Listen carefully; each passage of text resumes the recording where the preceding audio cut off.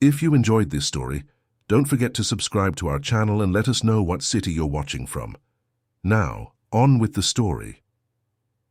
The morning arrived grey over New York City, with that fine mist that insists on hiding the tops of the tallest skyscrapers.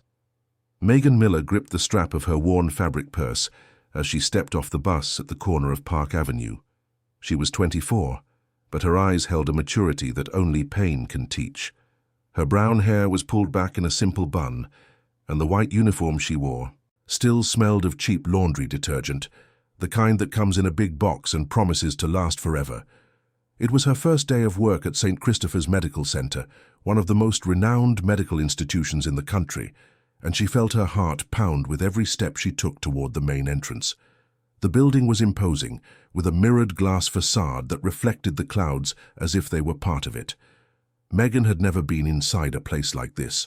She grew up in Queens, in a neighborhood where houses were squeezed together, and the asphalt was more pothole than pavement. She had worked since she was 14, helping her mother clean houses, babysitting for neighbors, taking whatever odd job came her way. Life had always been hard, but she learned early on that complaining doesn't change anything, it just makes you more tired. So she kept moving forward, quiet, resilient, with that silent strength that so many American women know all too well. The alarm went off at 5:30 in the morning, but Megan had been awake for at least half an hour. She had spent the whole night dreaming of Michael, of those sad little eyes searching for something they couldn't find.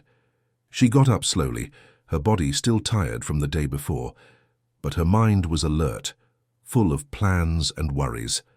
She took a quick shower, put on the white uniform she had washed the night before and dried on the makeshift clothesline in her utility closet, and made a simple breakfast of coffee and toast. She ate without tasting it, her mind already at the hospital, already with Michael. She left the house when it was still dark, the neighborhood just beginning to stir. The first buses were running, through the empty streets, carrying workers like her, people who wake up before the sun to keep the city running. Megan got on the crowded bus, stood the whole way holding onto a pole, swaying with the sudden stops and sharp turns.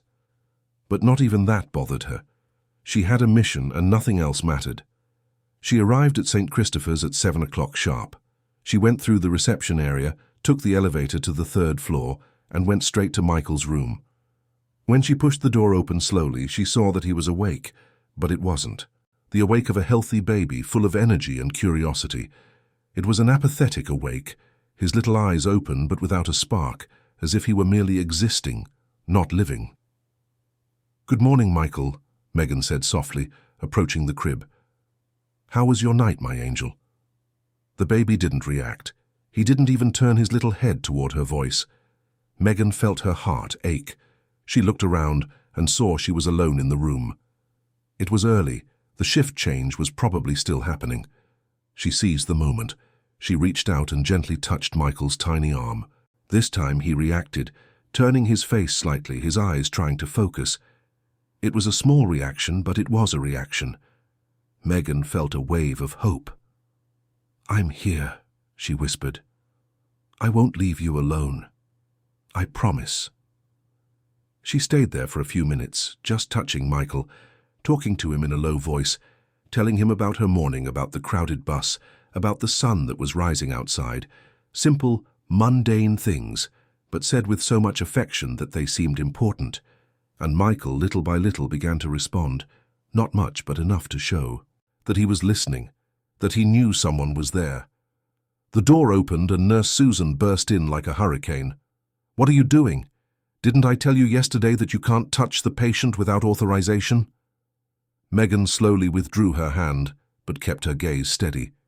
"He reacted, Susan. When I touch him and talk to him, he reacts. Don't you think that's important?" Susan approached with heavy steps, her expression grim. "What I think is important is following protocols established by qualified professionals. You are hired to observe, not to intervene. If you can't understand that, maybe you're not the right person for this job."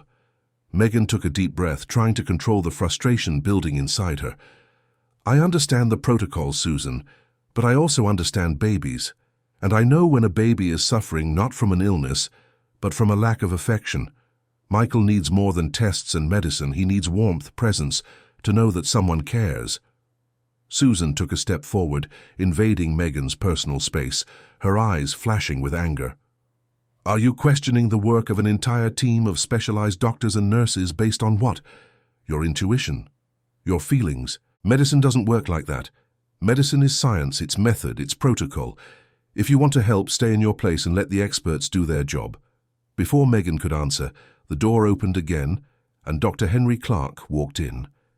He was the doctor in charge of Michael's case, a man in his early 50s with graying hair, glasses, and an impeccable white coat. He had an impeccable reputation, too, a graduate of the best universities, with international specializations and publications in renowned medical journals. He was the kind of professional everyone respected and no one questioned. Is there a problem here? He asked, looking from Susan to Megan. The new caregiver is having trouble respecting protocols, doctor, Susan answered quickly. She insists on touching the patient without authorization and questioning our medical decisions. Dr. Clark looked at Megan with that expression doctors use when they're sizing someone up, deciding whether it's worth their time to explain or better to just dismiss them. You're Miss Miller, correct? Megan nodded. Yes, doctor, and with all due respect, I'm not questioning anyone's competence. I'm just suggesting that maybe Michael needs something the tests aren't showing. And what would that be? He asked in a tone that made it clear he already had an answer and didn't believe Megan could add anything of value. Love, Megan replied simply. Human presence, an emotional bond. He spent months being treated like a set of symptoms, not like a person. Babies need more than nutrition and medication. They need to feel safe, loved, connected. Dr. Clark sighed, as if dealing with a stubborn child. Ms. Miller, I understand you have good intentions, but what you're suggesting is pseudoscience. There is no solid scientific evidence to prove that affection can reverse a serious medical condition. Like baby Michael's, what we have are years of research, tested and approved protocols, and a dedicated team working tirelessly to find the real cause of the problem.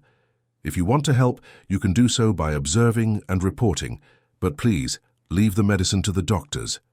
Megan felt anger boil inside her, but she forced herself to stay calm. She had worked her whole life, been humiliated, belittled, treated as if she knew nothing just because she didn't have a degree hanging on the wall. But this time she wouldn't be silent, not when a child's life was at stake. With all due respect, doctor, I watched my own son die in a hospital just like this one. They said the same thing, that it was science, that it was protocols, that I should trust them. And my son died because no one realized he was fading away, not from an illness, but because he was alone, because no one held him, because no one loved him enough. I'm not going to stand by and watch it happen again. The silence that followed was heavy, thick with tension. Dr. Clark looked at her for a long moment, his expression unreadable. I'm sorry for your loss, he said finally. But personal situations cannot interfere with professional treatment. If you can't separate your emotions from your work, I'll have to ask Mr. Carter to find someone else. He left the room without waiting for a reply, leaving Megan and Susan alone again. Susan crossed her arms, satisfied. You've been warned. Now either you follow the rules or you're out. Megan didn't answer. She just looked at Michael, who remained in his crib, oblivious to the whole argument, lost in his own little world of loneliness. And in that moment, Megan made a decision. She wasn't going to give up. It didn't matter how many doctors stood against her, how many protocols they tried to impose, how many threats they made. She was going to fight for that baby until the very end. The next few hours were tense. Megan stayed in the room, sitting in the chair next to the crib, watching Michael's every movement, every breath, every little sign. Nurses came in and out, checked monitors, jotted down data, but no one really looked at the baby. It was all mechanical, automatic, devoid of humanity, and Megan saw, clearly, what they couldn't see. Michael was giving up. With each passing day, he withdrew a little more, closed himself off a little more, prepared himself to leave. Around 11 in the morning, the door opened and Richard Carter walked in. He looked even more tired than the day before, with deep, dark circles under his eyes, his suit wrinkled as if he'd slept in it. He stopped beside the crib and just stood there, looking at his son without saying a word. Megan stood up, giving him space. Richard didn't look at her, but he spoke, his voice low and heavy with pain. "The doctors called me. They said you're causing problems." Megan took a deep breath. "I'm not causing problems. I'm trying to save your son." Richard finally looked at her, and Megan saw something in his eyes she hadn't seen before. It wasn't anger, it was desperation. "And how do you plan to do that? With love, with affection? You think I haven't tried? You think I don't want to love my son?" His voice broke at the end, and Megan saw he was on the verge of collapse. She took a step forward, her voice gentle. "I know you do. But wanting isn't enough. You need to be here. You need to hold him, talk to him, show him he's not alone." Richard shook his head, his hands trembling. "I can't. Every time I look at him, I see Beatrice. I see what I lost. I see my guilt. How can I love someone who brings me so much pain?" Megan felt tears well up in her eyes. She knew that pain. She knew that guilt. Because he needs you. Because he's dying not from an illness, but from neglect. Because if you don't fight this pain now, you'll carry an even greater guilt for the rest of your life. Richard turned to her, his eyes shining with unshed tears. "What if I'm not strong enough? What if I can't do it?" Megan took another step, placing a hand on his arm. "Then I'll help you, but you have to try. You have to give Michael a chance. You have to give yourself a chance." They stood there for a moment, two strangers united by pain and hope. And then, slowly, hesitantly, Richard reached his hand toward the crib. His fingers touched Michael's tiny hand, and the baby reacted immediately. His little fingers closed around Richard's finger, holding on tight as if clinging to life itself. Richard let out a sound that was half laugh, half sob. "He's holding my hand." Megan smiled through her tears. "He knows who you are. He's been waiting for you for months." Richard stood there for long minutes, just holding his son's little hand, the tears finally streaming freely down his face. It was the first time in 4 months that he had truly allowed himself to feel, truly allowed himself to connect, and in that moment something began to change. It wasn't a miraculous cure, not an instant solution, but it was a start. When Richard finally left the room, Megan saw that he was different. His shoulders were still slumped with the weight of his grief, but there was something new there, a spark of hope, perhaps, a will to fight. The rest of the day passed slowly. Megan continued her quiet work beside Michael, observing, taking notes, but mostly just being present. And gradually she noticed small changes. Michael cried a little, but it wasn't the desperate cry from before. It was a softer cry, almost as if he were testing, seeing if anyone would come. And Megan came. She spoke to him, sang softly when she was sure she was alone, touched his little hand whenever she could risk it. In the late afternoon, as the golden light of sunset streamed through the window, Megan was sitting by the crib telling Michael a story. It didn't matter that he was too little to understand the words. What mattered was the tone, the rhythm, the presence, and Michael was listening. His eyes, still not fully focused, were turned toward Megan as if trying to absorb every word. "Once upon a time there was a brave little girl who lived in a magical forest," Megan began, her voice soft and melodious. "She was small, but she had a huge heart. And one day she found an injured little bird that had fallen to the ground. Everyone said the bird was going to die, that there was nothing to be done, but the little girl didn't believe them. She picked up the bird carefully, took it home, and every day she cared for it with love. She talked to it, sang to it, showed it that it wasn't alone. And do you know what happened?" Megan paused, looking at Michael. The baby was completely attentive now, as if he were really waiting for the answer. "The little bird got better," she continued. "Little by little, day by day, he got stronger. And when he was finally well, he flew high, so high, free and happy, because the little girl's love had saved him. And do you know why love saved the little bird, Michael? Because love is the most powerful thing in the world. More powerful than any medicine, more powerful than any machine. Love is what keeps us alive." Megan reached out and gently touched Michael's face. "And you, my little bird, you're going to get strong too, because you're not alone. You'll never be alone again." In that moment, something extraordinary happened. Michael smiled. It was a tiny, almost imperceptible smile, but it was there. A real smile from a baby who for the first time in months felt safe, loved, connected. Megan felt her heart burst with joy, and tears streamed down her face without her caring. The door opened suddenly and Susan walked in. She saw Megan with tears on her face and immediately frowned. What happened? Megan quickly wiped her tears, trying to control her emotion. He smiled. Michael smiled. Susan approached, skeptical. It was probably just a reflex. Babies this age often make involuntary movements that look like smiles. It wasn't a reflex, Megan insisted. It was a real smile. I was telling him a story and he smiled. Susan checked the monitors, jotted down some numbers, and then turned to Megan with that look of forced patience. "Listen, I know you want to believe you're making a difference, but you need to understand that real changes take time and follow scientific patterns. A supposed smile means nothing clinically." Megan was about to reply when the door opened again, and Dr. Clark entered with two other doctors Megan didn't know. They were younger, with white coats and clipboards, clearly residents or visiting specialists. Dr. Clark approached the crib and began to examine Michael while explaining to the other doctors. "As you can see, the patient presents an atypical case that defies conventional diagnosis. We've ruled out all major genetic syndromes, metabolic issues, neurological problems. The tests are inconclusive. It's a fascinating puzzle from an academic standpoint." Megan felt anger rise within her. Fascinating. A puzzle? This man was talking about Michael as if he were an interesting brain teaser, not a suffering child. She couldn't hold back. "He has a name," she said, her voice firm. "Michael. And he's not a puzzle. He's a baby who needs help."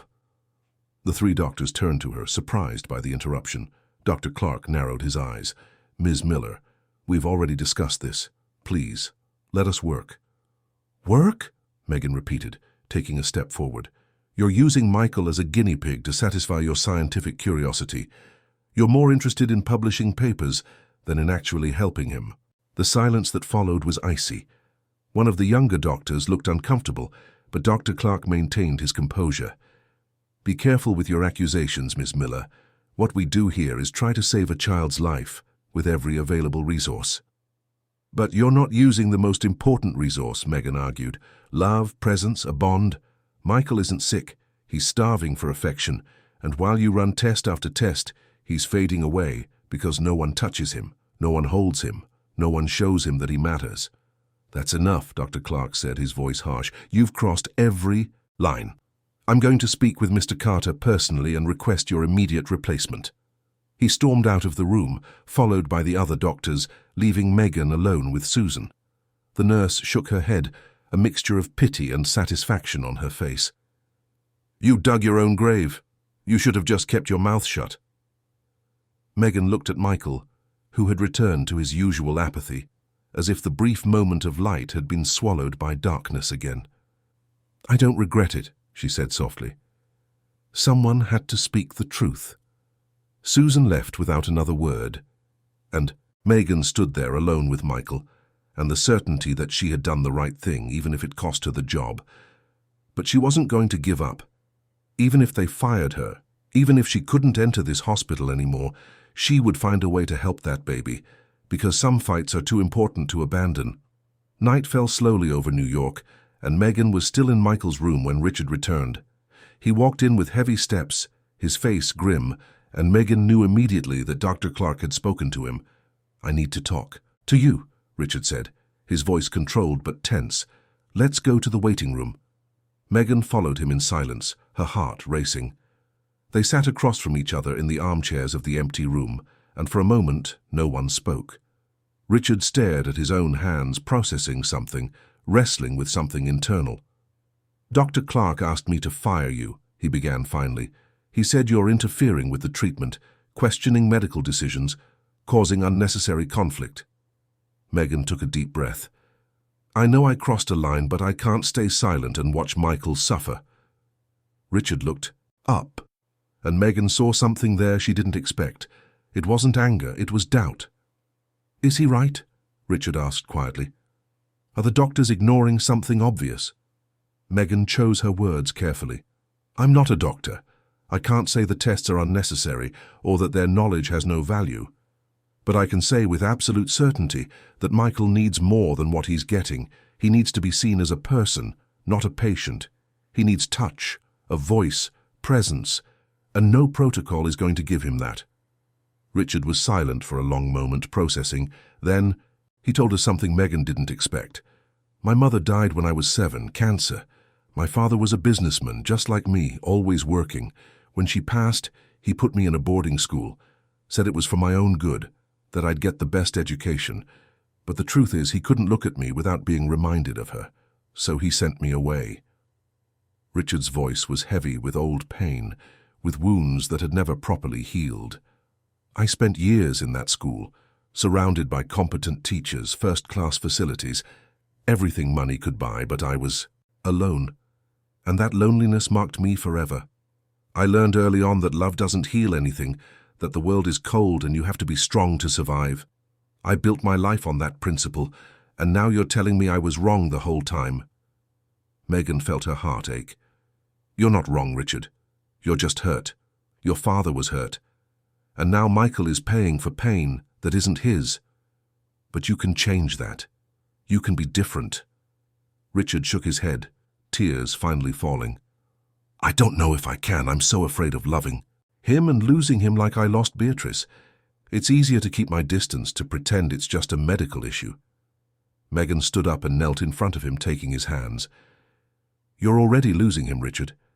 Every day you stay away, a piece of Michael slips away. But there's still time. There's still time to change this story." Richard looked at her, vulnerable, scared, but also hopeful. "Help me," he pleaded. "I don't know how to be a father. I don't know how to love without being afraid." Megan squeezed his hands. "I will help you. We'll do this together." And in that moment, in a New York hospital, two broken hearts united with a common purpose: to save a child, to save themselves, to prove that love, even when it seems impossible, is still the answer. They returned to Michael's room together. Night had fallen completely, and the hospital was filled with the peculiar silence of the late hours. Richard stopped at the door, hesitant, as if about to enter an unknown and frightening territory. Megan touched his arm gently. "Take it slow, there's no rush." Richard nodded and took the first step. He approached the crib, where Michael was sleeping or pretending to sleep, lost in his world of solitude. For a long moment Richard just stood there, looking at this tiny baby who was his son, but felt like a stranger. Megan saw the battle raging inside him, the war between fear and love, between running and staying. "Talk to him," Megan suggested softly. "Just talk. He needs to hear your voice." Richard opened his mouth, closed it, tried again. His voice came out shaky, uncertain. "Michael, it's me, your dad. I know I haven't been here. I know I abandoned you when you needed me most, and I'm sorry, I'm so sorry." The words came out with difficulty, laden with guilt and regret. Michael slowly opened his eyes, turning his little head toward the voice. It was the first time in months he had heard that voice directed at him with tenderness, not just as background noise during quick visits. "I was so scared," Richard continued, tears beginning to fall. "Scared of loving you and losing you like I lost your mother. Scared of not being good enough. Scared of everything. But I'm here now, and I'm going to try to be the father you deserve." Megan discreetly moved away, giving them space for their moment. She leaned against the wall, watching, ready to help if needed, but respecting the intimacy of this encounter. Richard reached out a trembling hand and touched Michael's face. The baby didn't pull away. On the contrary, he turned slightly toward the touch, like a flower seeking the sun. "You're so small," Richard whispered. "So fragile. How can I be responsible for something so precious?" "By being present," Megan answered quietly. "That's all he needs, to know you're here." Richard stayed there for almost an hour just sitting by the crib, touching Michael, talking to him about random things. About Beatrice, about how happy she was when she found out she was pregnant, about the plans they had made, the dreams they had dreamed, about how much she would have loved this little boy. And for the first time, talking about Beatrice didn't just bring pain, it also brought a melancholy sweetness, a connection to something that had been beautiful and true. When he finally stood up to leave, Richard seemed different, lighter maybe, or maybe just more human. He looked at Megan with gratitude. "Thank you, for not giving up on him, for not giving up on me." Megan smiled. "We're in this together. You, me, and Michael. We're going to bring him back." Richard nodded and left, but he promised to come back earlier the next day, and Megan believed him. She had seen something change in his eyes, a flame ignite where before there had only been ashes. But the fight was far from over. The following days brought new challenges. Dr. Clark, angered by what he considered an unacceptable interference, called a meeting with the entire medical team and Richard. Megan wasn't invited, but she heard the echoes of the argument in the hallways. Raised voices, heated arguments, irreconcilable positions. Dr. Clark advocated for continuing the invasive tests. He had a new theory about a rare metabolic disorder that could only be confirmed with biopsies and more tests. Richard, for the first time, questioned him. He asked if it was really necessary. The discussion grew heated. In the end, a precarious agreement was reached. The tests would continue, but with reduced frequency. And Megan could keep her job as long as she stopped publicly questioning medical decisions. It wasn't ideal, but it was a start. Megan cherished every minute. In the intervals between medical procedures, she was there, talking to Michael, singing, telling stories, and slowly, miraculously, the baby began to respond. First, it was just his eyes following her voice. Then, small movements, a little hand reaching out, a cry that was a form of communication. And then, on one blessed day, Michael laughed. A tiny but genuine giggle. Richard changed too. He started arriving earlier, staying longer. He learned to change diapers, give baths, to hold his son with that combination of fear and love that all new parents know. And Megan was always there, guiding, encouraging. But not everyone was happy with these changes. Susan, in particular, viewed everything with growing suspicion. To her, this was an affront to her years of training, and she wasn't willing to accept it silently. One afternoon, when Megan was alone in the room with Michael, Susan entered, accompanied by a hospital social worker, a middle-aged woman with short hair, a serious expression, and a clipboard in her hand. Her name was Dr. Patricia Morgan.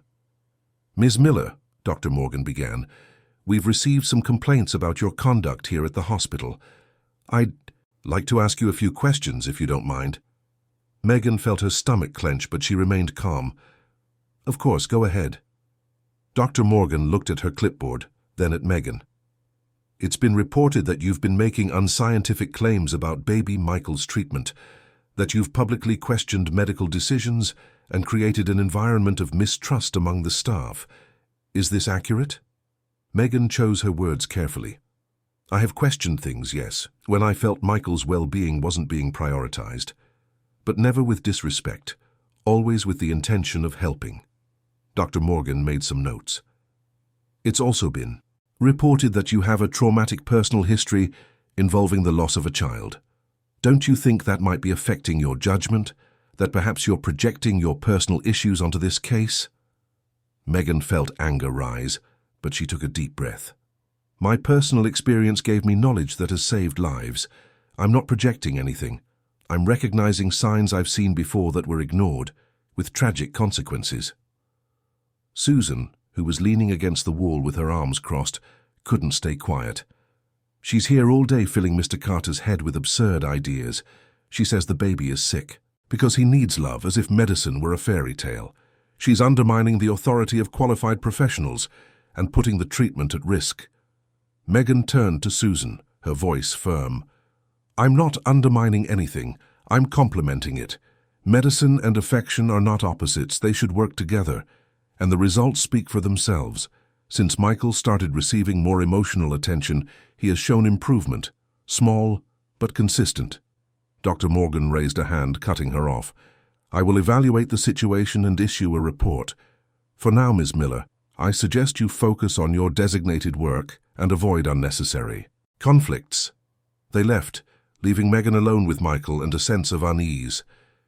She knew this wasn't over, that there were forces working against her, against the possibility of change. But she wouldn't back down, not when she was seeing with her own eyes that she was on the right path. Richard, when he heard about the social worker's visit, was furious. He scheduled a private meeting with the hospital administration, making it clear that he was the one paying the bills, he was the one with authority over his son's treatment, and that any attempt to remove Megan would be seen as a breach of contract and would result in a lawsuit. The words were harsh, the tone inflexible, and they worked. The pressure eased, at least temporarily, but Megan knew they had made powerful enemies, and powerful enemies are dangerous, especially when they feel threatened on their own turf. A week after the confrontation with the social worker, something happened that would change everything. It was an ordinary morning. Megan had arrived early as always. She was singing Michael a silly song about a frog who couldn't jump when she noticed something different. Michael was looking at her with focus, real focus. And then he did something extraordinary. He reached his little arms out toward her. Megan felt her heart race. It was a simple gesture, but loaded with meaning. Michael was asking to be held. He was communicating desire, need, will. He was, for the first time since he was born, acting like a normal baby. Without a second thought, Megan picked Michael up. He snuggled against her chest immediately, his little head fitting perfectly in the space between her neck and shoulder, as if it had always belonged there. And then he sighed. A deep sigh of someone who had finally found what they were looking for, of someone who finally felt at home. Megan started to cry, but they were tears of joy. She held Michael with all the tenderness in the world, rocking him gently, murmuring words of love and encouragement. And Michael, for the first time in months, slept a truly peaceful sleep. It wasn't the sleep of exhaustion, not the sleep of surrender. It was the sleep of a child who feels safe, loved, protected. When Richard arrived later and saw the scene, Megan with Michael sleeping peacefully in her arms, he stood frozen, in the doorway, speechless. She looked at him and smiled through her tears. "He's coming back, our boy is coming back." Richard approached slowly, as if afraid to break the magical moment. "Can I hold him?" Megan nodded and, with infinite care, passed Michael into his father's arms. The baby stirred slightly but didn't wake, just adjusted himself, seeking warmth, presence. And Richard, for the first time since his son's birth, held him without fear, without pain, just with pure and simple love. In that moment, in a New York hospital room, three souls met. A child who had learned to give up was relearning how to live. A man who had fled from pain was relearning how to love. And a woman who had lost everything was finding redemption. And together, they were proving that miracles don't need a scientific explanation. They just need courage, faith, and the unwavering certainty that love always finds a way. When she walked through the hospital's automatic doors, the cold air conditioning hit her face like a welcome slap to the world of the wealthy. The floor was polished marble, so shiny she could see her own distorted reflection. There were paintings on the walls, fresh flowers in enormous vases, and an almost religious silence that contrasted with the constant noise of life outside. Megan clutched the letter of recommendation against her chest. That piece of paper was her only credential, handwritten by Mrs. Peterson, a woman she had worked for 3 years taking care of her granddaughter. The letter said beautiful things about Megan, about her patience, her warmth, her ability to calm even the fussiest child. Mrs. Peterson had connections, knew important people, and she was the one who had gotten Megan this opportunity. A chance to work in a place like this, caring for a child who desperately needed help. At the reception desk, a young woman in a navy blue blazer and a practiced smile asked for her ID. Megan handed it over, her hands trembling slightly. The woman typed something into her computer, made a quick call, and then pointed the way. 3rd floor, neonatal intensive care unit, waiting room 2. Megan thanked her with a nod and headed for the elevators. As the doors closed and she stood alone in the mirrored box, rising slowly, she allowed herself to take a deep breath. She couldn't show weakness. She couldn't let them see how scared she was. She needed this job. She needed to prove she was capable. The third floor was even quieter than the ground floor. The walls were painted a soft shade of beige, almost white, and the smell of disinfectant was strong but not unpleasant. Megan followed the signs until she found the indicated waiting room. Inside, there were comfortable armchairs, magazines stacked on a coffee table, and a television tuned to a news channel with the volume low. She sat on the edge of one of the armchairs, her back straight, her hands on her knees, waiting. It wasn't long before a nurse appeared, a middle-aged woman with graying hair in a ponytail and a badge hanging from her neck that read, Susan Davis, RN. Susan looked her up and down, in a way that didn't need words to communicate suspicion. Megan knew that look well. It was the same one she got every time she walked into an expensive clothing store, every time she had to prove she wasn't there to steal anything, just to exist. "You're the new caregiver," Susan said, not as a question. "Yes, ma'am," Megan replied, standing up. Quickly. "Megan Miller. I'm here to take care of the baby." Susan nodded slowly, as if processing information she didn't particularly like. "Come with me. I need to explain a few things before you go into the room." They walked down the hall, past closed doors from which came the muffled sounds of machines and low-toned conversations. Susan spoke without looking at Megan, explaining the schedules, the procedures, the rules. No touching the baby without authorization, no interfering with the equipment, no questioning medical decisions. Megan's job was simply to observe, take notes, and report any change in the child's behavior. She wasn't a doctor, she wasn't a nurse, she was just a caregiver hired by the family to spend more time with the baby, but always under the supervision of the professional staff. Megan listened in silence, nodding, but inside she felt a tightness in her chest. There was something wrong with this whole speech. It seemed they were more concerned with protecting protocols than with actually caring for a child. But she said nothing. It wasn't the time. Not yet. When they reached the door to the room, Susan stopped and turned to Megan with a serious expression. "It's a complicated case," she said. "The baby has been here for almost 3 months. No one can figure out what's wrong with him. The best specialists in the country have seen him. They've run every kind of test, but he just keeps getting worse. It's a medical mystery. So don't expect miracles. Just do your job and don't get in our way." Megan swallowed hard and nodded. Susan pushed the door open slowly, and they entered a small room packed with equipment. There were monitors beeping with numbers and graphs, tubes connected to infusion pumps, a ventilator on standby, all arranged around a hospital crib with clear acrylic sides. And inside, so small he seemed impossible, was the baby. Megan felt the air leave her lungs. She approached slowly, as if entering a sacred space. The baby was 4 months old at most, but he was so thin he looked smaller. His skin was pale, almost translucent, and his closed eyes seemed too sunken in his delicate face. He was connected to several wires, with electrodes stuck to his tiny chest, a thin tube running into his little nose. He was sleeping, or at least he seemed to be, but it wasn't a peaceful sleep. It was the sleep of exhaustion, of surrender. Megan felt a wave of sadness so strong she had to grab the side of the crib to keep from stumbling. She knew that look, even with his eyes closed. It was the look of a child who had stopped waiting. A child who had learned too soon that crying doesn't bring anyone, that no one comes when you need them, that the world is a cold and lonely place. "His name is Michael," Susan said, breaking the silence. "Michael Carter, son of Richard Carter, one of the most influential businessmen in the country. The mother died in childbirth, unexpected complications. Since then, the baby has been an enigma. He was born healthy, but after a few weeks, he started showing strange symptoms. Stopped feeding properly, cries a lot, has fevers with no apparent cause, mild seizures. They've done everything. Genetic tests, MRIs, CT scans, EEGs, metabolic panels, everything. Nothing explains what's happening to him." Megan couldn't take her eyes off Michael. Her hand instinctively moved toward the crib, but Susan stopped her with a firm touch on her arm. "Don't touch him now. He's resting." Any external stimulus could disrupt the monitors and cause additional stress.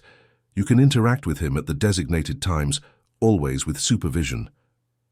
Megan pulled her hand back but couldn't move away. There was something profoundly wrong here. And it wasn't Michael's body that was sick. It was his soul. It was his heart.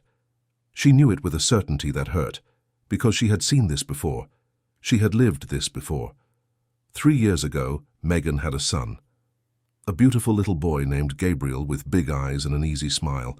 He was born premature, had to be hospitalized, and Megan did everything she could to be by his side.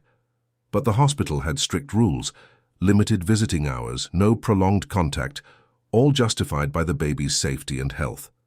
Megan accepted it because she trusted the doctors, because she thought they knew what was best. But Gabriel began to fade. He stopped responding to stimuli, became apathetic, didn't gain weight.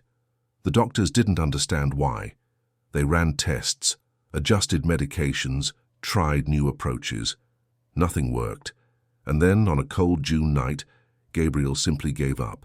His little heart stopped, and Megan was never the same. It was only later, much later, that she read about it, about how babies need more than milk and medicine. They need to be held, to hear a voice, to feel human warmth, to form a bond.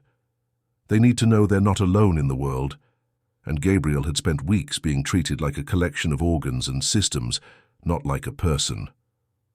Megan carried that guilt every day, that weight of having believed that medicine knew everything, when in fact it had ignored the most important thing.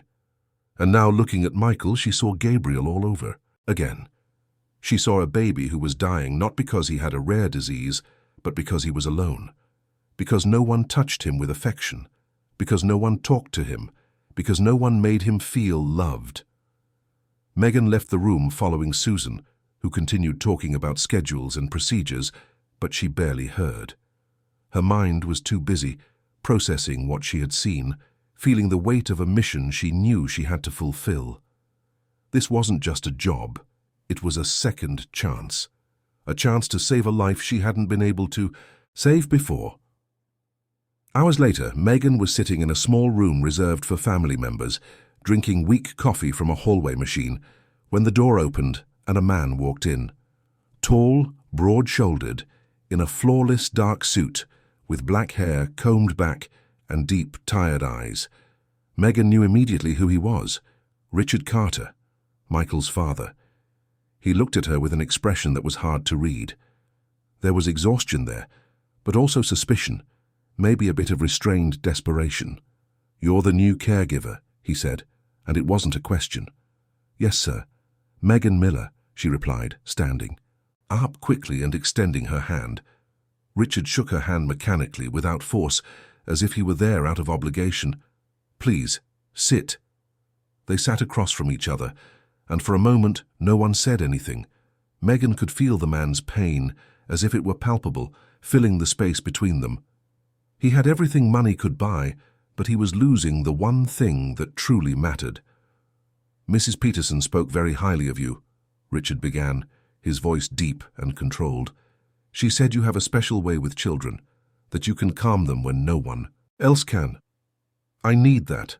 I need someone to stay with my son, to watch him, to tell me if you notice anything different. The doctors are doing everything they can, but I feel like something is missing. I don't know what. I just know my son is dying, and no one can tell me why." His voice cracked at the end of the sentence, and Megan saw him clenching his fists, trying to maintain control. There was a vulnerability there that contrasted with the powerful image he projected. "I'll take care of him," Megan said, with a conviction that surprised even herself. "I'll do everything in my power." Richard looked her in the eyes, searching for something, maybe sincerity, maybe hope. And then he nodded slowly. "That's all I can ask." He stood up to leave, but Megan called out before he reached the door. "Mr. Carter, may I ask you a question?" He turned, waiting. Megan hesitated, but decided to risk it. "Do you spend much time with Michael?" Richard tensed. The question had hit a nerve. "I work a lot," he replied, with defensive coldness. "My work pays for the best doctors, the best equipment, everything my son needs to recover." Megan nodded slowly. I understand. It's just that sometimes children need more than that. They need to feel that someone is close. They need to hear a familiar voice. Richard stared at her for a long moment, and Megan saw anger begin to flash in his eyes. You've been here for a few hours and you already think you know more than doctors who have studied their entire lives. You already think you can tell me how to take care of my son? Megan didn't back down. It wasn't a challenge, it was concern. I don't mean to offend you, sir. I just want to help Michael. Richard took a step toward her, his voice low and dangerous. Then help by staying in your place. Do what you were hired to do. Observe, take notes, report. Don't try to be a doctor. Don't try to be a psychologist, and definitely don't try to teach me how to be a father. He left, slamming the door, leaving Megan alone in the small room, her heart racing. She had stepped on an open wound, and she knew it. But she also knew she was right. Richard was running from the pain of losing his wife, running from the guilt of not being able to save his son, running from the responsibility of being a father. And while he ran, Michael was fading. Megan returned to Michael's room in the late afternoon.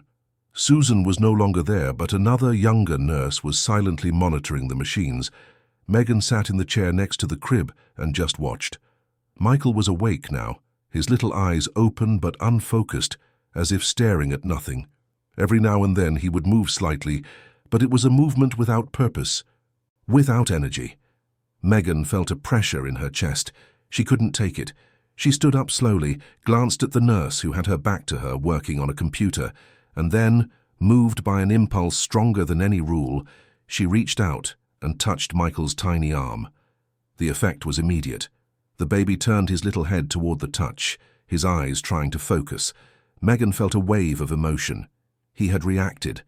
After weeks of being treated like an object, someone had touched him with affection and he had reacted. The nurse turned around, startled. What are you doing? You can't touch him without authorization. Megan quickly pulled her hand back but didn't move away. I'm sorry, she said. It was instinct. The nurse was about to say something more when Susan stormed into the room. What's going on in here? She touched the baby without authorization, the younger nurse reported. Susan turned to Megan with an expression of controlled fury. Did I not explain the rules clearly? You cannot touch the patient without proper supervision and outside of the designated time. You are putting his treatment at risk. Megan felt the injustice of those words burn in her chest. He reacted, she said, her voice firm. When I touched him, he reacted. He turned his head, he tried to focus. He's been here for months without improving, and you don't see that maybe you're ignoring the obvious. Susan took a step forward, invading Megan's personal space. The obvious. You who don't have a medical degree, who were hired to be a pair of eyes, you think you know what's obvious? We have renowned specialists taking care of this baby. We have protocols based on years of scientific research. And you think a touch is going to solve everything? Megan didn't back down. I'm not saying a touch will cure him. I'm saying he needs more than machines and medicine. He needs to know he's not alone. Susan took a deep breath, clearly trying to control herself. You're on notice. If you touch the baby again without authorization, you will be fired immediately, understood? Megan nodded, but her eyes showed no regret.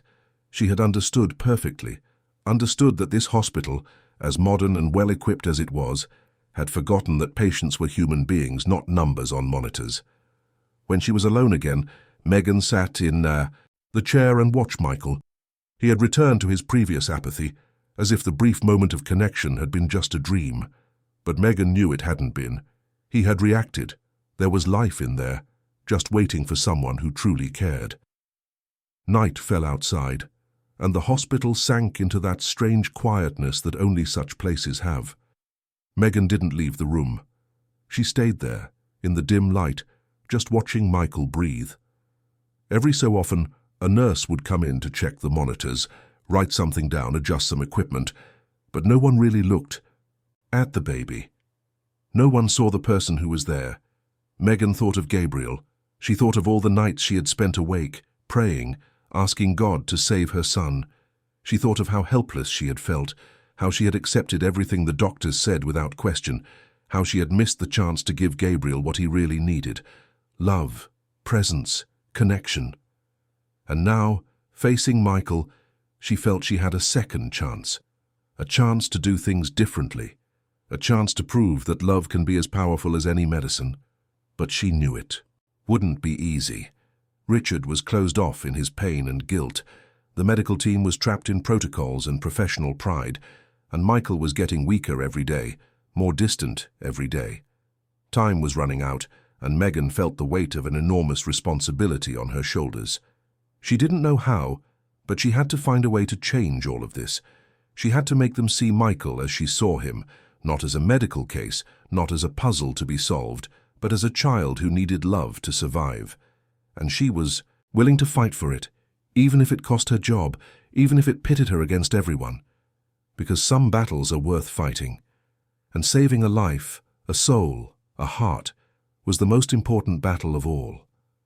Megan closed her eyes for a moment, took a deep breath, and made a silent promise to the sleeping baby. I won't give up on you, Michael. I won't let you go like Gabriel did. I will fight for you, even if it's the last thing I do in this life. When she opened her eyes again, she realized it was almost 10 at night. Her shift should have ended hours ago, but she couldn't bring herself to leave. How could she leave Michael alone in that cold, silent room? How could she go home, lie in bed, and pretend everything was fine when she knew that child was here, fading, waiting for someone who truly cared? Megan stood up and went to the window. Outside, New York City glittered with millions of lights, each one representing a life, a story, a drama unfolding simultaneously. How many mothers were at this very moment hugging their children? How many children were being rocked to sleep with lullabies and kisses on the forehead? And here was Michael, surrounded by the best equipment money could buy, but without the essentials, without the hug, without the song, without the kiss. She turned and looked at the crib again. Michael stirred slightly, a small whimper escaping his lips. Megan approached slowly, her heart aching. Was he dreaming? Do babies this small dream? And if they do, what could Michael be dreaming of? The face of the mother he never knew, the warmth of a lap he never felt. Megan pulled the chair closer to the crib and sat down. She glanced around, making sure she was alone, and then began to do something she knew could cost her the job. She began to sing, softly, almost in a whisper, a lullaby her own mother used to sing to her as a child. Hush, little baby. Don't say a word, Mama's gonna buy you a mockingbird. The melody came out shaky, emotional, laden with all the pain Megan held in her heart. And Michael reacted. His little eyes opened slowly, trying to find the source of that voice. Megan continued singing, tears streaming down her face without her noticing. And if that mockingbird won't sing, Mama's gonna buy you a diamond ring. The words came automatically, memories of a difficult but love-filled childhood, of a mother who, though tired, always found time to soothe her daughter. Michael didn't cry. He just lay there, looking in Megan's direction, as if trying to understand where this strange and comforting sound was coming from. It was the first time in weeks that someone had sung to him, the first time someone had treated him like a real baby, not a patient, a case, a puzzle. Megan finished the song and sat in silence, watching. Michael stayed awake for a few more minutes, and then, slowly, his little eyes began to close. But it wasn't the exhausted sleep from before. It was different. It was a calmer, gentler sleep. As if for the first time in a long time, he felt safe enough to truly rest. Megan stayed for another hour, just watching Michael sleep.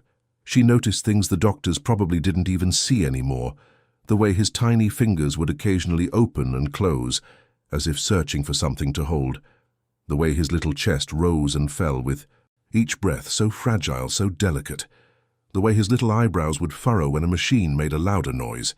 He was alive, truly alive, not just being kept alive by machines, and that made all the difference. When she finally decided to leave, it was past midnight. Megan grabbed her purse and left the room silently, walking through the empty hospital corridors. The night shift was different. There was less movement, less noise, just the constant hum of monitors and the occasional passing of a staff member on duty. She took the elevator down to the ground floor and crossed the main lobby, now nearly deserted. Outside, the air was cool and damp. Megan pulled the thin jacket from her purse and started walking toward the bus stop. The streets still had traffic, but it was different from the daytime rush. It was the movement of the night, of people who work while most sleep, of those who survive on the margins. Megan knew this world well. She had been a part of it her whole life. On the bus ride home, sitting on a hard plastic seat by the window, Megan looked at her reflection in the glass. She looked tired, older than her years, but there was something different in her eyes, a determination that hadn't been there that morning. She had found a purpose. She had found a reason to wake up every day and keep fighting. And that reason was a 4-month-old baby that no one else believed could be saved. She got home at almost 2 in the morning. She lived in a small apartment on the 2nd floor of an old building in Queens. 1 bedroom, a kitchen that also served as a living room, a tiny bathroom. The walls needed painting, and the wooden floors creaked in places, but it was her sanctuary, the only place in the world that truly belonged to her.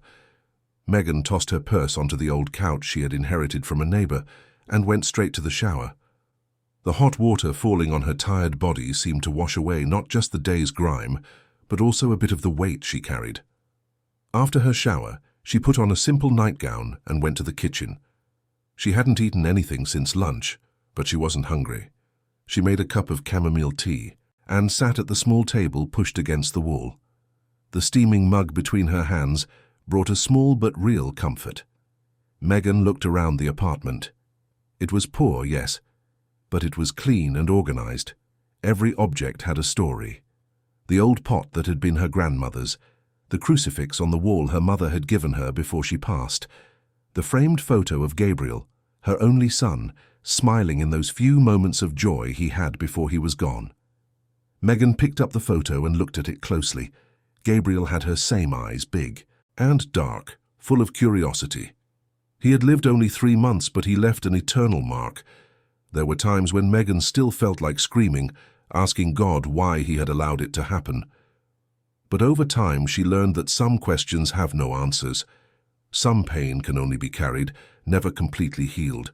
But now, with Michael, she had a chance to turn that pain into something useful. She had a chance to use what she had learned in the worst possible way to save another life. And she was going to make it happen, even if she had to face every doctor in that hospital, even if she had to fight Richard Carter himself. Megan put the photo back in its place and finished her tea. She needed to sleep. The next day would be long. But before going to bed, she knelt beside the couch, folded her hands and prayed. She prayed for Michael, for Richard, for the doctors and for herself, asking for the strength not to give up. When she finally lay down in her narrow bed, Megan felt the weight of exhaustion take over her body. She closed her eyes and, for the first time in months, slept without nightmares. She slept with the certainty that she was in the right place, doing what needed to be done. And that certainty was worth more than any salary, more than any recognition.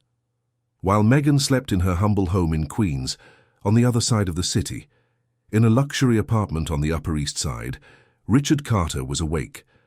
Sitting on the balcony of his penthouse, he stared at the city below without really seeing anything. He held a half-empty glass of whiskey, but the drink brought none of the relief he sought. Nothing did. It had been almost 4 months since his life had been turned upside down. 4 months since Beatrice, his wife, had died giving birth to Michael. 4 months since his perfect world had crumbled. Richard had had it all planned. His career was at its peak, his businesses were thriving, and Beatrice was pregnant with their first child. It was supposed to be the happiest time of their lives, but fate had other plans. She was only 32, healthy, beautiful, full of life. The pregnancy was smooth, but something went wrong during labor. Complications the doctors tried. To explain with technical terms, Richard didn't want to understand. Beatrice was gone and would never come back, leaving behind a baby Richard couldn't look at without feeling pain. Because every time he looked at Michael, he saw Beatrice. He saw her eyes, the shape of her face, everything he had loved and lost. And the guilt was devastating. Guilt for not being able to save her, for feeling anger toward his own son, for being unable to give the boy the love he deserved. So Richard did what he always did when emotions became too intense. He fled into his work. He dove into business, meetings, contracts. He hired the best doctors, ensured Michael had everything he needed, but he could never stand by the crib for more than a few minutes without feeling that tightness in his chest. And now Michael was dying, and the doctors didn't know why. Millions of dollars spent on tests, treatments, specialists from around the world, and nothing worked. The baby continued to fade, growing weaker, more distant, and Richard felt completely powerless. The arrival of the caregiver had been a suggestion from Mrs. Peterson, an old family friend. She said she knew a special young woman who had a gift with children who might be able to help. Richard had agreed more out of desperation than belief that it would make a difference. One more person on the care team, someone else to watch, to note, to report. But when he saw Megan for the first time, something bothered him. There was a determination in her eyes that made him uncomfortable. And then she had had the audacity to question him, to ask if he spent time with his son, to imply that maybe his absence was the problem. Who did she think she was? An uneducated caregiver from a humble background coming to give him lessons, a man who had built an empire from scratch. Richard had been furious, but the fury was mixed with something more dangerous, the suspicion that maybe she was right. Richard took another sip of whiskey and closed his eyes. He could no longer run from that truth. His absence was killing Michael as surely as any disease could, but to admit that would mean facing the pain, facing the guilt, facing everything he had buried deep inside, and he didn't know if he had the courage for that. The night wore on in silence, and in different parts of the same city, two people carried the same weight, fought the same ghosts, sought answers to impossible questions. One had lost everything and found a purpose. The other had everything and was losing what truly mattered. And between them, in a hospital room surrounded by machines and blinking lights, a 4-month-old baby fought for his life, unaware that his story was about to change completely. And in that moment, in the quiet of the hospital, something shifted. It was imperceptible, subtle, but it was there. A small spark of hope beginning to glow in the midst of so much darkness. A promise being made, a pact being sealed between a humble caregiver and a baby forgotten by the world. A pact that would change everything. The story of Megan and Michael was just beginning, and the chapters to come would bring unimaginable challenges, painful revelations, necessary confrontations, and perhaps proof that true love is still the most powerful force in existence. The following weeks were an emotional roller coaster. Michael continued to improve slowly, but the progress was fragile. There were good days when he woke, up more alert, ate better, responded to stimuli. And there were bad days when he seemed to regress, returning to that frightening apathy that made Megan's heart ache. But she never gave up. Never. Richard was changing too, transforming before everyone's eyes. The cold, distant businessman was giving way to a dedicated father, still insecure, but present. He had drastically reduced his work commitments, delegating important meetings, cancelling international trips. For the first time in his life, he put something above his business, and that something was his son. But the resistance within the hospital remained strong. Dr. Clark hadn't given up on his rigorous scientific approach. He saw Michael's small improvements as coincidences, natural fluctuations in his clinical condition, nothing that could be attributed to something as intangible as affection. And he was determined to prove his theory about the rare metabolic disorder. On a Thursday morning, Megan arrived at the hospital to find a different atmosphere. There were more doctors than usual in the hallway, quiet conversations, serious looks. When she entered Michael's room, she saw Dr. Clark was there along with 3 other specialists she didn't know. They were examining the baby while discussing in technical terms. Megan barely understood. "Good morning," she said, approaching. "What's going on?" Dr. Clark turned, his expression impatient. "We're doing a full evaluation. The results of the latest tests are in, and we have indications that we've finally found the cause of the problem." Megan felt her stomach clench. "What cause?" One of the other doctors, a younger man with glasses and a serious expression, answered, "The tests show subtle changes in metabolic markers that could indicate an extremely rare syndrome. We need to do a muscle biopsy to confirm." "A biopsy?" Megan repeated, alarmed. "That's an invasive procedure. Michael is barely recovering. Can't it wait a little longer?" Dr. Clark crossed his arms, his patience clearly gone. "No, it can't wait. If it's what we suspect, the sooner we start specific treatment, the better the chances of reversing the damage. We've already obtained the father's authorization." Megan felt a pang of betrayal. Richard had authorized it without talking to her, without considering that maybe this wasn't what was best for Michael. "I need to speak with Mr. Carter." "He's on his way," Dr. Clark replied, turning his attention back to the other doctors. "In the meantime, let's prepare everything for the procedure. Schedule it for this afternoon." The doctors left as a group, leaving Megan alone with Michael. She approached the crib, her heart heavy. The baby was sleeping, oblivious to what was about to happen. Megan gently touched his face, whispering words of comfort he couldn't hear. When Richard arrived half an hour later, Megan was waiting for him in the waiting room.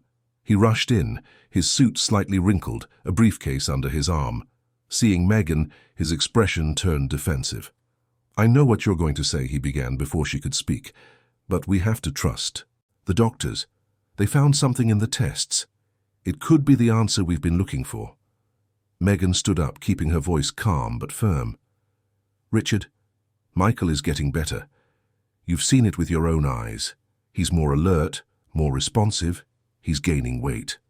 Why subject him to an invasive procedure now?" "Because it could be the definitive cure," Richard replied, but his voice didn't sound as convinced as his words. "Because if there's a chance, however small, of finding the real cause and treating it, I have to try."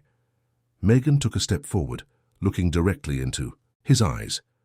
"Or is it because it's easier to believe the solution is in a test, in a technical diagnosis, than to accept that Michael's real illness was always a lack of love? That the doctors were wrong and a caregiver with no degree was right?" Richard looked away, clearly struck by the truth in her words. "It's not about that." "Yes, it is," Megan insisted. "It's about pride. It's about fear. Fear of admitting you almost lost your son, not to a mysterious disease, but because you ran from your pain instead of facing it." The silence that followed was heavy.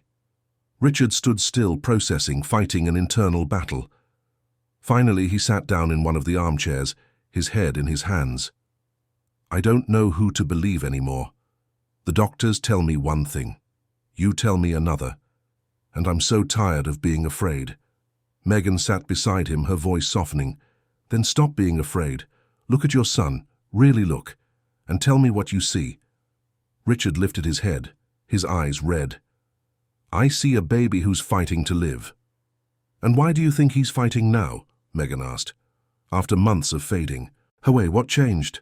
Richard was silent, but Megan saw understanding begin to dawn in his eyes. "You," he whispered. "And me. We changed." Megan nodded.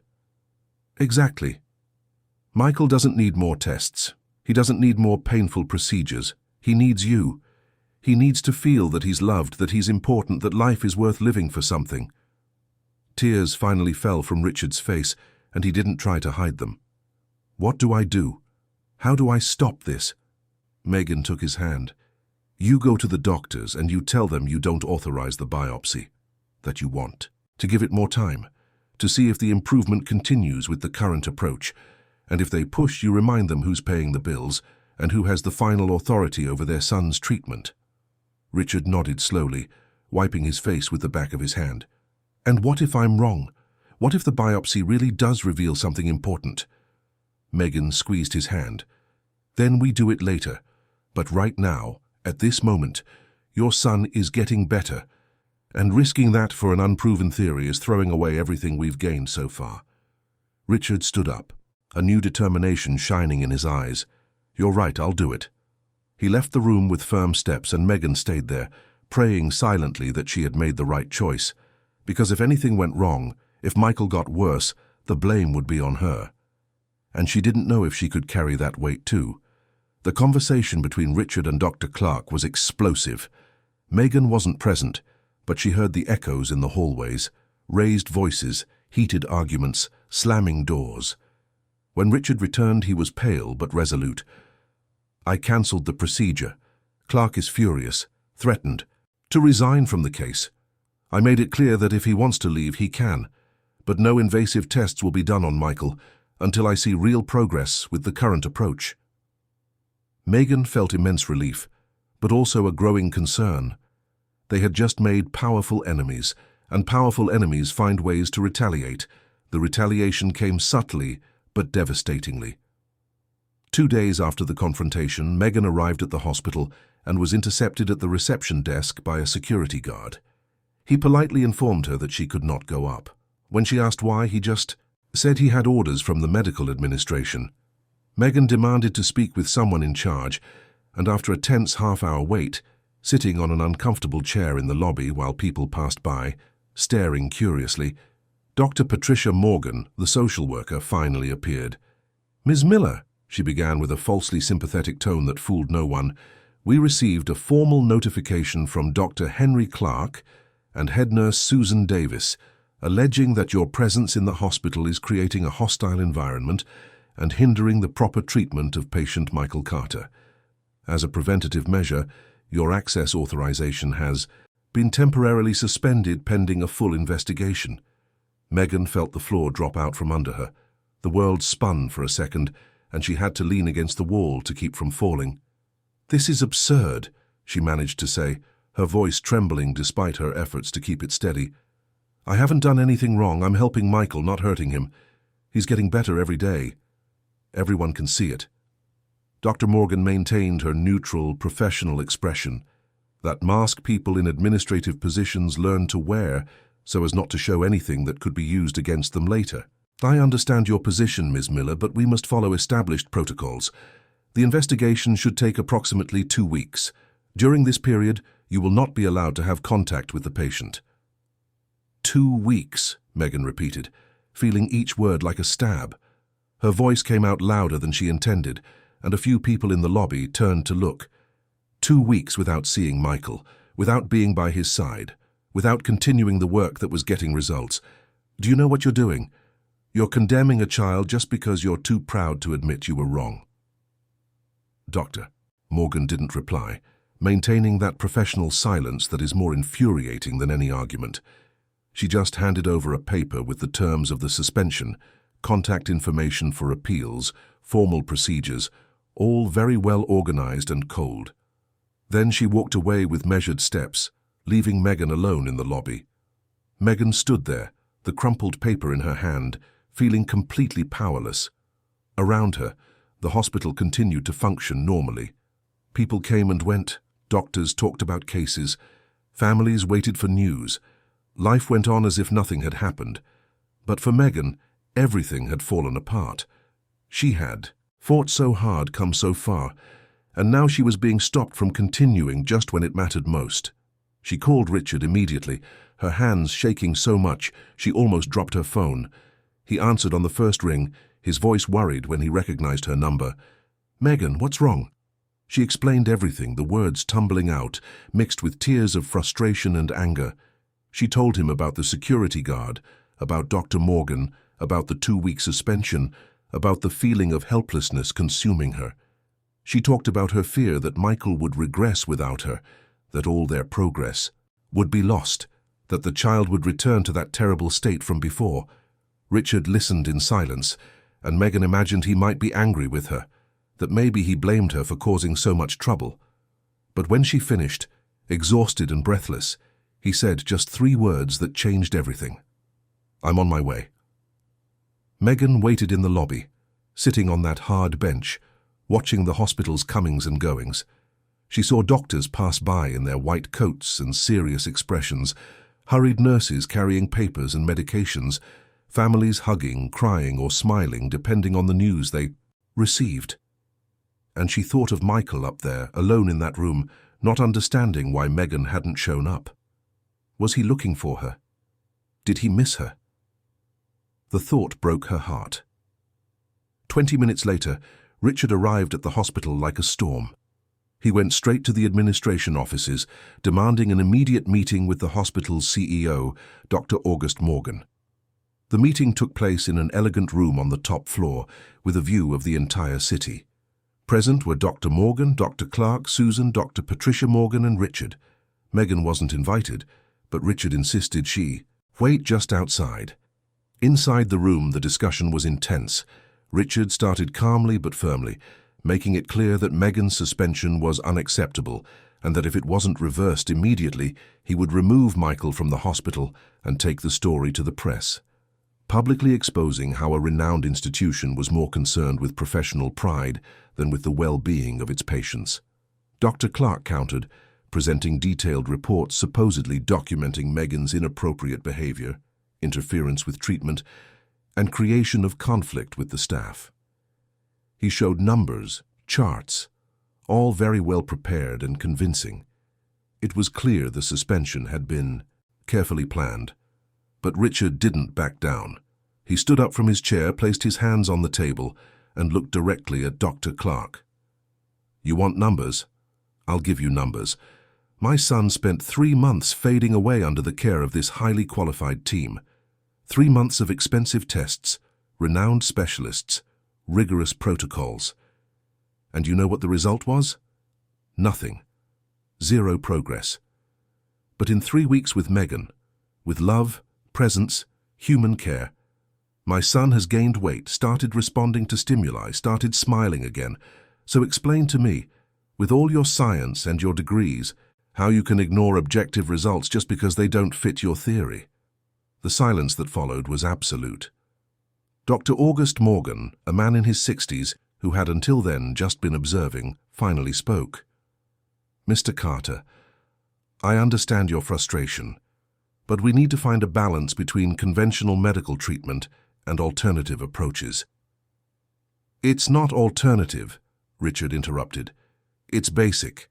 It's the minimum any human being deserves, especially a baby. And if this institution can't provide that, then it doesn't deserve my son as a patient." The threat hung in the air.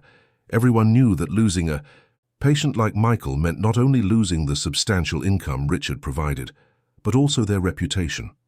If he really went to the press with the story of how the hospital had ignored basic emotional needs in favor of profitable procedures, the scandal would be immense. Dr. Morgan looked at Dr. Clark, then at Susan, and finally made a decision. "The suspension will be reversed. Ms. Megan Miller can return immediately, but—" he raised a hand before Richard could celebrate. "On one condition. We will conduct a parallel follow-up. The medical team will continue with the necessary clinical care, and Ms. Miller will continue with the emotional support, and we will document everything rigorously. If in 2 weeks there is objective improvement, we will acknowledge the validity of the humanized approach. If there is no improvement, or if there is a decline, Ms. Miller will be permanently removed. Do we agree?" Richard glanced back toward the door where Megan was waiting. He couldn't see her, but he felt her presence. "I agree," he said, "but I want to make it clear that my son is not a guinea pig. He's a person, and he will be treated as such." The meeting ended with a fragile but functional truce. When Richard came out and found Megan, he hugged her. "You're back tomorrow, and we're going to prove to all of them that love isn't pseudoscience. It's the basic science they forgot to study." Megan returned to the hospital the next day with a mix of relief and apprehension. She knew she was under constant surveillance, that every action would be monitored, judged, documented. But she wasn't intimidated. She had a clear mission: to show the world that babies need more than nutrition and medication. They need soul, connection, love. And Michael responded. In the following days, the improvement was undeniable. He began to gain weight consistently. His stress levels, measured through hormones in his blood, dropped drastically. His response to stimuli improved impressively. And most importantly, he began to behave like a normal baby. He cried when he was hungry but calmed down when fed. He smiled when he saw familiar faces. He slept better, woke up more alert. It was as if he were finally living, not just surviving. The medical team, even the most skeptical, couldn't ignore the data. The numbers were there, objective, irrefutable. And slowly, very slowly, something began to change. First it was a younger nurse, Carla, who started talking to Michael while performing procedures instead of just executing them mechanically. Then it was a resident who held the baby for a few minutes after an exam, instead of just putting him back in the crib. Small changes, but significant. Susan remained resistant, but even she had to admit, albeit reluctantly, that something was working. Dr. Clark, on the other hand, remained adamant. He insisted the improvements were a coincidence, that Michael's condition was following its natural course, that there was no scientific proof of cause and effect. But then something happened that would change everything for good. It was a Friday afternoon, almost 6 weeks since Megan had started working at the hospital. She was in the room with Michael, singing a silly song while he watched her intently, when Dr. Morgan entered, accompanied by a woman Megan didn't know. She was an older woman with white hair, delicate glasses, and a serene expression. She introduced herself as Dr. Helen Foster, a psychologist specializing in child development and attachment. She had come from Washington, D.C. specifically to evaluate Michael's case. She spent 3 days at the hospital observing, talking with the staff, reviewing all the medical records, and on the following Monday she called a meeting with the entire team, including Megan and Richard. In the conference room, with everyone seated around a large, polished mahogany table, the tension was palpable. Dr. Clark was on one side, arms crossed, his expression grim. Susan was beside him, equally defensive. On the other side were Richard and Megan, united in a common cause. In the center was Dr. Foster, serene and imposing, with a thick folder of documents in front of her. Dr. Morgan presided over the meeting, from the head of the table, clearly uncomfortable with the whole situation, but knowing he needed to resolve it once and for all. Dr. Foster began her presentation methodically, didactically. Her voice was calm but authoritative, carrying the weight of decades of experience and hundreds of studied cases. She didn't accuse, she didn't judge, she just presented facts with a clarity that was impossible to dispute. "I have carefully analyzed baby Michael's case," she began, putting on her reading glasses and opening the first page of her report. "I have reviewed all medical tests performed since birth, all clinical progress, reports, the entire timeline of symptoms and interventions. I have also interviewed staff members, observed the patient personally, and consulted relevant scientific literature from the past 20 years on child development and emotional deprivation. And my conclusion, based on objective evidence and internationally recognized protocols, is unequivocal." She paused deliberately, looking around the table, making sure everyone was paying attention. "Michael is not suffering from any rare organic disease. There is no genetic syndrome, no metabolic disorder, no neurological anomaly. What he presents is a condition well documented in medical literature since the pioneering studies of René Spitz in the 1940s, and later confirmed by countless researchers, including John Bowlby, Mary Ainsworth, and more recently, studies in the neuroscience of attachment. This is a case of affective deprivation syndrome with somatic manifestation, also known in some contexts as hospitalism or anaclitic depression." Dr. Clark shifted in his chair, clearly uncomfortable, but Dr. Foster continued relentlessly. "Babies," she went on, "are not just biological systems that need nutrition and physical care to develop properly. They are social beings from birth, programmed to seek bonds, emotional connection, the constant presence of attachment figures. When this basic need is not met, especially in the first few months of life which are critical for development, the child's body responds with a cascade of stress reactions: chronically elevated cortisol, a compromised immune system, dysregulated sleep patterns, feeding difficulties, delays in motor and cognitive development. In extreme cases, it can lead to progressive systemic failure, and yes, it can be fatal." The silence in the room was absolute. Dr. Foster looked directly at Dr. Clark. "The tests you performed were not wrong. They were just looking in the wrong place. You were searching for a physical cause for an emotional problem, and in the meantime, you ignored the obvious that was right in front of you." She then turned to Megan, and her eyes shone with respect. Ms. Megan Miller, with no formal medical training, immediately recognized what this entire team of specialists failed to see, and she had the courage to fight for this child, even when everyone questioned her. She saved this baby's life. There is no doubt about it. Megan felt tears stream down her face. They weren't tears of sadness, but of validation, of recognition, of relief. Richard, sitting beside her, took her hand and squeezed it, his own eyes misty. Dr. Foster continued, I recommend that this hospital completely revise its neonatal care protocols. Affection is not optional, it is essential as oxygen and nutrition, and any institution that calls itself modern must integrate this understanding into its practices. Dr. Morgan nodded slowly. Your recommendations will be implemented immediately, and I would like, if you would accept, for you to help us develop a training program for the entire staff. Dr. Foster agreed, and the meeting ended with a sense of change in the air, but not for everyone. Dr. Clark left the room without a word, his face red, with humiliation and anger. Susan followed him, equally silent and bitter, but most of the staff received the news with relief. They finally had permission to be human, not just technicians. They could finally touch, hug, talk to the babies under their care without fear of breaking protocols. The following weeks were transformative. Michael continued to improve consistently, and soon he was completely out of danger. His tests showed a healthy baby, within all normal parameters for his age. He was cleared for discharge, and on the scheduled day, Megan helped Richard pack all of Michael's things to take home. She's coming with us, Richard said suddenly as he folded a small blanket. I want you to come live with us, Megan, not as an employee, but as family. Michael needs you, and I need you too. Megan was speechless. She had never imagined that this temporary job would turn into this, a family, a home. She looked at Michael, now chubby and smiling in his car seat, and felt her heart overflow. I will, she replied, her voice choked with emotion. It would be an honor. They left the hospital together that sunny afternoon, an unlikely but true family.